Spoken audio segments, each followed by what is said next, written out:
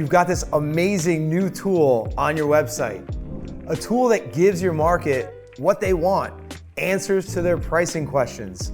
A tool that gives you what you want, more leads coming in through your website from more highly qualified prospective buyers.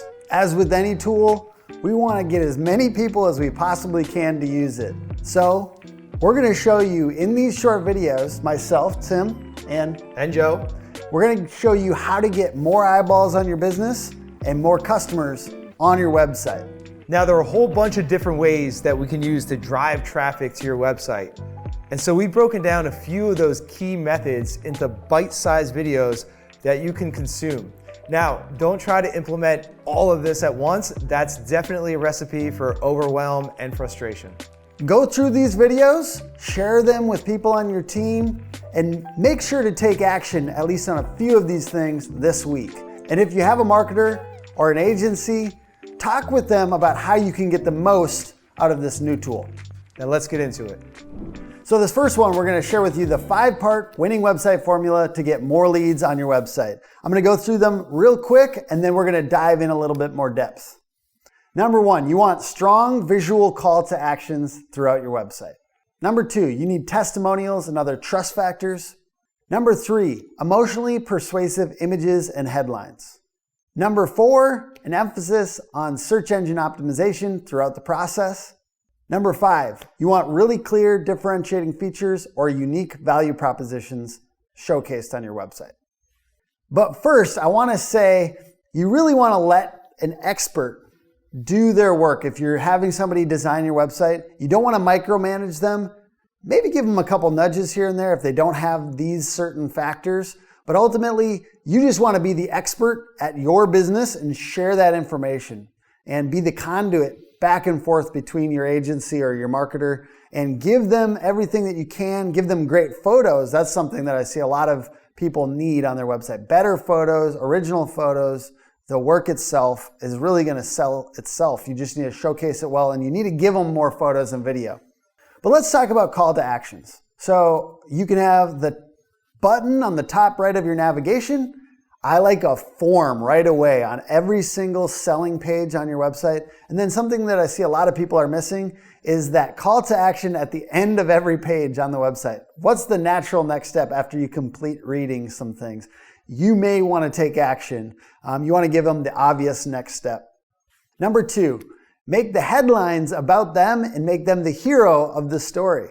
Now this can go to the images you're using, showing families warm and dry inside their home, showing them in front of their house, looking up at it admiringly, or it could come down to the copy. Let's start headlines with you instead of we.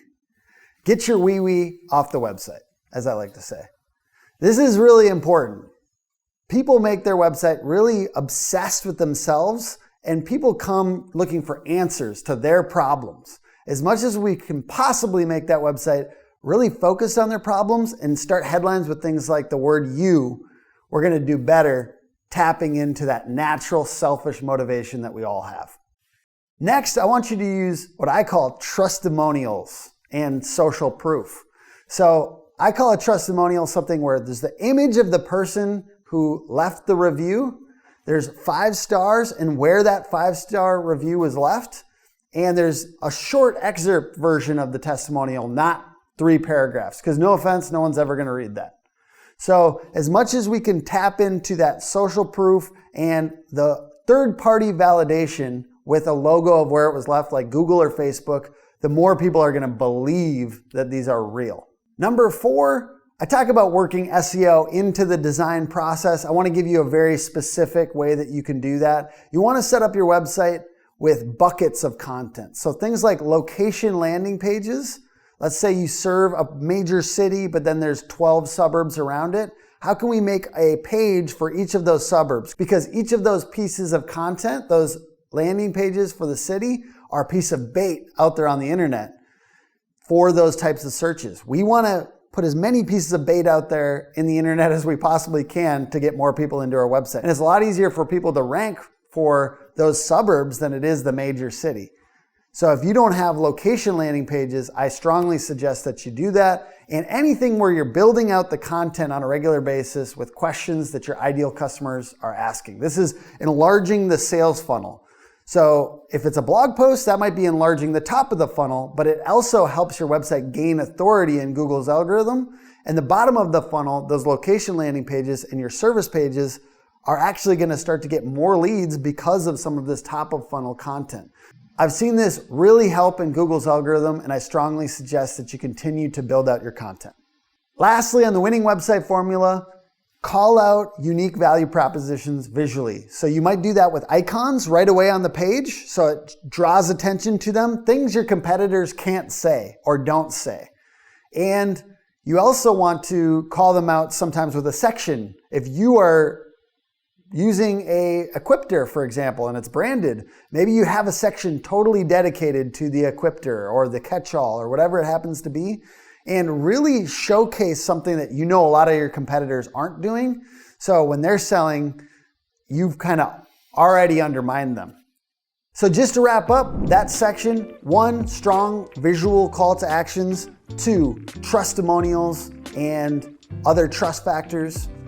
Number 3, make the website about them. Number 4, build in SEO from the start. Number 5, say things that your competitors can't say. That's it for this section. Check out the next video for another tip.